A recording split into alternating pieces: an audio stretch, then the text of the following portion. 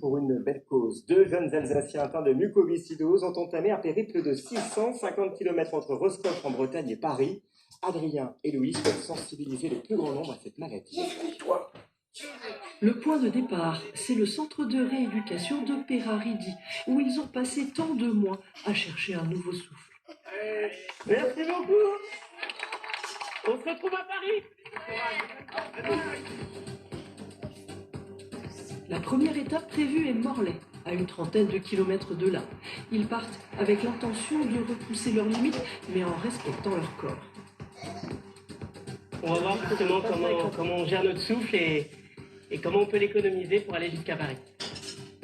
Première pause à Saint-Paul-de-Léon.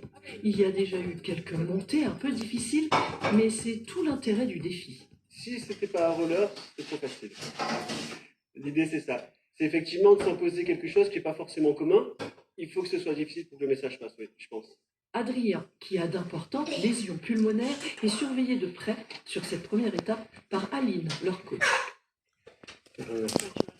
89, c'est la saturation en oxygène de son sang, et c'est trop peu. Adrien, il est équipé d'oxygène en fait sur l'effort, et ici il ne faut pas que ça descende idéalement en dessous de 92% de saturation d'oxygène pendant l'effort. Donc là on a vu qu'il était un petit peu plus bas que ce qui était prévu, donc il vient d'augmenter son oxygène à l'effort, et puis voilà. La mucoviscidose les a poussés dans leur dernier retranchement. Aujourd'hui, ils prennent une revanche sur la maladie. Adrien comme moi, on a connu des moments, se brosser les dents, c'était fatigant. Se lever du lit, c'était épuisant. Donc on considère tous les deux que c'est une chance de pouvoir faire ce défi et d'en avoir les capacités.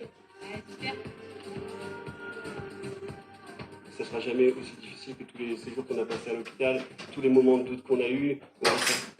Bien sûr qu'on va arriver au bout. S'ils sont debout sur leur roller aujourd'hui, c'est aussi grâce à de nouveaux médicaments. Et il faut que la recherche continue de progresser. C'est ce message qu'ils entendent porter jusqu'à Paris. Bravo à eux et nous suivrons évidemment leur aventure.